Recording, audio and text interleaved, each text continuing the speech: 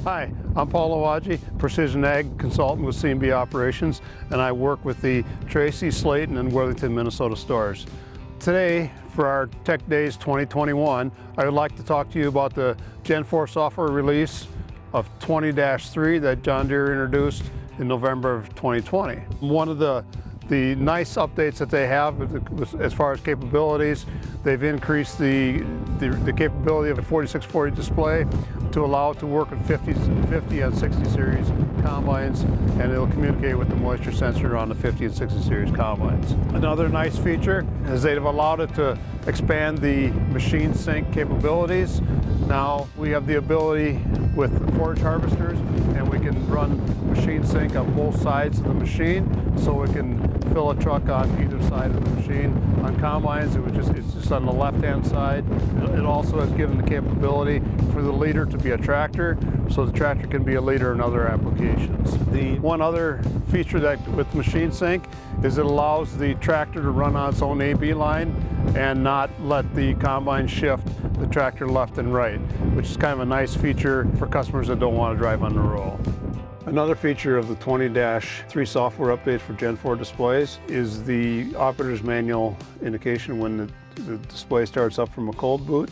So it gives you this screen, and then you have the ability to either get into the operator's manual, or you can hit OK and the screen goes away.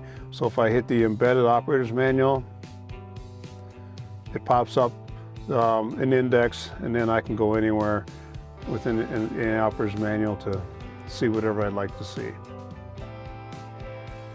Also, we have the capability when we go into our help menus,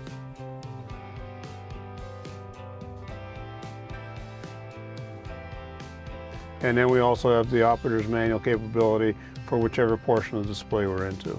Also, with the 20-3 software update, we have the capability to see what software version is in the display, not only by the software version, but the date also. So if you hit our main menu, go to System, and then we go to Software Manager, and go to System Information, it shows us the software version that's in the display, the software release date, and then the date it was installed into the display. So that's kind of a nice little feature if you're wondering if your software is up to date or not. At least, sometimes it's difficult because of the number, but you can go off of the date also. So another nice feature of the 20-3 software update is an automated TCM calibration for the receivers.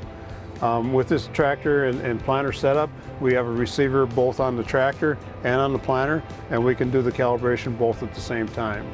So to do the automated calibration, we would hit the main menu button, go to Applications, go to Startfire, and then down on the bottom left, it says Advanced TCM Calibration. Keep in mind that if you traditionally go into the receiver for the calibration, into here, what we traditionally have done, we don't have the capability for the advanced calibration. We still have the old standard calibration for that. But if we go into the Advanced TCM Calibration, it gives us instructions on what we need to do.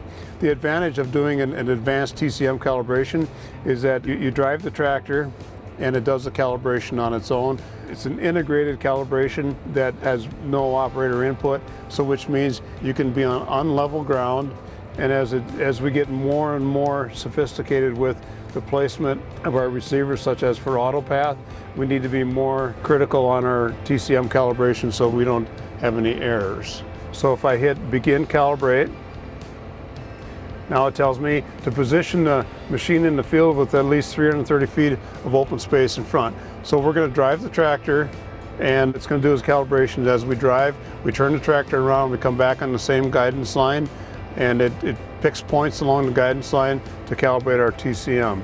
Keep in mind that you're going to need a fair amount of space to do this with. A tractor and a planter both at the same time take a fair amount of room to turn around. Tractor on its own would take a little bit less room, but we're going to hit Next.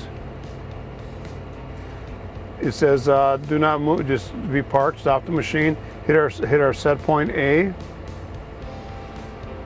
and it's picked our A. Now we hit Done, and now it tells us we can drive from A to B, so we're going to drive straight ahead. It's to keep under 4 miles per hour. Hit my resume button for auto track, and now it's doing the automatic calibration. As you can see, the percent complete is counting up. When it hits 50%, that's at the point we turn around. Now it's hit 50%, so we can turn the tractor around.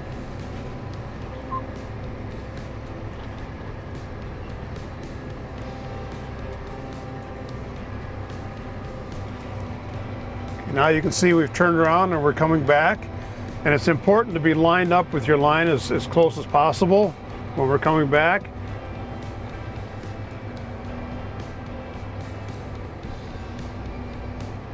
Okay, now you've seen we've got close enough. It's given us the ability to turn our resume switch back on.